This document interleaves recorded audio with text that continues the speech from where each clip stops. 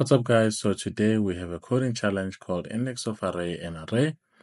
So basically in JavaScript, the index of does not work with arrays as inputs. This is because array of 1 and 2 equals to array of 1 and 2 will return false in JavaScript. Many other languages have similar quirks. So the reason for this is because even though they have the same elements inside their own arrays, JavaScript is not comparing the inner elements, it's comparing the references of the arrays. And if they're not the same, it will return false, even if the inner elements are the same. However, sometimes it is useful to search for an array. Write a function that looks for an array within a two-dimensional array and returns the index of the first matching element. If there's no match, your function should return -1. See some examples. Okay, so we've got this 2D array over here. So if we query with 1 and 2, which is index 0, we should get 0. For the array of 5 and 6, which is index 2, we should get 2. For this one, which isn't there in the 2D array, we should get -1. Okay, so then there are more rules here. You will be required to validate the input on the following criteria. Each element of the array to be searched should be an array. Okay, each subarray in the two-dimensional array should be a length of 2. Okay, and the query should be an array of length 2. Okay, so the first thing we can see is the query and the two-dimensional subarrays should basically be the same, meaning that they should be arrays basically, and they should be a length of 2. So we can see that here we can basically create a function to help us with reusability and not really basically repeating ourselves.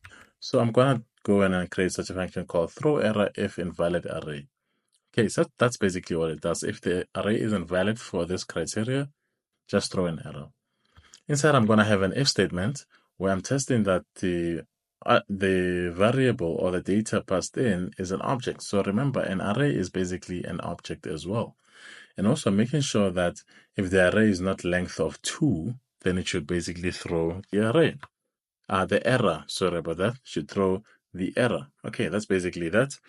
And then the next thing I want to do is I want to make use of it for each and every sub element. So to do that, we'll use a for each and basically execute this function with that sub array. So as you can see, array to search dot for each throw error if invalid. So what this is going to do is execute this function for each and every sub array, like for this one, for this one, for this one, basically validating them. And then we can just run that function again for query, just to validate query as well. And the next thing we want to do basically is we want to find the index.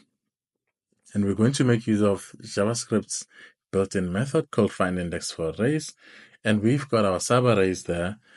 And we are basically going to say, okay, so the subarray, we cannot compare two arrays. But what if we can convert them to like a string, for example? If we can convert them to strings and compare them as strings, it would make things simpler, which is what we'll do. We basically say return subarray that joining all the numbers with a comma in between, making it a string, and also taking our query, joining it and making it a string. And the comparison becomes simpler because now we're comparing two strings. So if you go ahead and hit test, we'll see that all our tests pass. If we hit attempt, all test cases pass, and we can basically submit. And that was basically it.